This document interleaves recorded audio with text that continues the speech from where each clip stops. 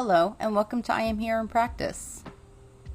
I am Santina, and this podcast is a companion to my book, You Are Here, a daily companion for living inside change. Each episode is a reflection inspired by one day from the book.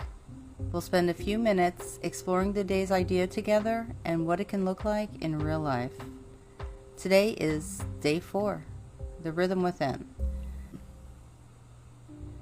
The line that really caught my attention today was, there's already a rhythm moving through your day. And I think we probably know that. At least I think we know it once we look back. There were parts of our day when things felt pretty easy and we were moving along and whatever we were doing just seemed to fit. And then somewhere along the way, something changed. Maybe our concentration started to fade, or maybe everything started taking a little bit more effort. I think that change is not something we always notice right away. We notice it later when we're staring at something we've read 4 times and still have absolutely no idea what it says. Yep, that's usually a pretty good clue. I've been wondering about that space though before that, like the space before we reach exhaustion or frustration, like what tired looks like before we reach those points. What does needing a break look like 5 minutes before we're desperate for one? Or what does being overwhelmed look like before everything feels like too much? Because those things don't always announce themselves very clearly. There are times when your body says, hey, we're done here, and it's very clear. Thank you for that information. But the signs leading up to that can be much smaller, I think. You start getting impatient, or you start losing your place. There's more effort involved, more concentration. Maybe you stop enjoying something you were actually enjoying. You start rushing for no particular reason. Or you start thinking, let me just finish this. I know that one really well. I'm always determined to get something finished, no matter how tired I am. There's nothing inherently wrong with finishing something. Sometimes we really do need to finish something. There are plenty of times in life when noticing your energy has shifted doesn't mean you can immediately stop what you're doing.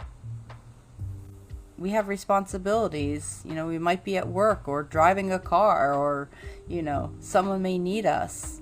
There may be a time constraint. There's plenty of reasons. So recognizing our rhythm can't mean like arranging our entire lives around every fluctuation in how we feel. I think it starts much quieter than that. Just knowing that something has changed. I had more concentration an hour ago than I have now. This was easier, and now I'm working harder at it. Just noticing that something has shifted is useful information. And it connects to something we talked about yesterday. We asked, what can move? But before we can know what might need to move, we have to notice that something has changed. And maybe that's the part of learning our rhythm. We're not creating it, we're getting familiar with it. I think of it like the way you get to know someone else really well. After a while, you start recognizing small things about them. When they're getting tired. When something is bothering them, even though they haven't said it yet. You hear something in their voice or notice they're quieter than usual. Because you've spent enough time with them to recognize the smaller signals. And I just wonder if we can know ourselves that way.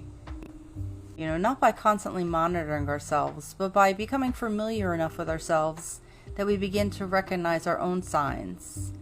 And those signs are different for each of us. There isn't one universal signal that says, hey, your energy is declining. Please do not assemble any furniture. Energy at 42%. It would be nice if we had some little dashboard that popped up and told us, but, we only have ourselves. And part of getting to know ourselves is learning what our own signals look like. Because they might not look the same for everyone. Maybe I'm tired and I get quiet. Maybe you're tired and you talk more. Maybe I lose concentration. Maybe you get impatient. Maybe somebody else starts moving faster while another person might slow down. That's the interesting part of getting to know your own. It's unique. I'm never going to catch every shift while it's happening. There are still days when I realize much later that I passed the point where something was working for me. And there are days when I knew I was getting tired and I kept going anyway. Maybe because I wanted to, maybe because I felt like I had to, because I thought I could get one more thing done. I'm very good at convincing myself that I could get one more thing done. So noticing isn't some magic solution. It doesn't automatically change what we do. But it gives us a choice we didn't have when we weren't paying attention. If I know I'm getting tired and I still need to finish something, I can slow down. I can stop trying to do 3 other things at the same time. Maybe nothing outside of me changes at all. Maybe the only thing that changes is that I stop being surprised that it feels harder now to get something done. Because that matters too. We can make that shift itself into a problem. Why can't I concentrate? Why is this taking me so long? I was fine this morning. And the answer may not be particularly interesting. We've simply moved into a different part of our rhythm. We're not exactly the same at 4 o'clock as we were at 9 o'clock in the morning. And the day isn't the same either. Things have happened. We've used some of what we had. We've made decisions. We've been interrupted. We've carried things we may not even realize we're carrying. Of course, something shifts. The practice isn't preventing that shift. It's becoming familiar enough with ourselves that we can recognize it while it's happening. There I am. I'm getting tired. I'm losing focus. I'm still okay, but something has changed. And then we can ask the question from yesterday. What can move? There may be something. There may be nothing right now, but at least we're still in the conversation with ourselves. I think that's what I like about rhythm. It gives us somewhere to put the changes. This is where I am now, and this is what I have now. And if I pay attention long enough, perhaps I'll be a little bit better at recognizing myself before I have to shout to get my own attention.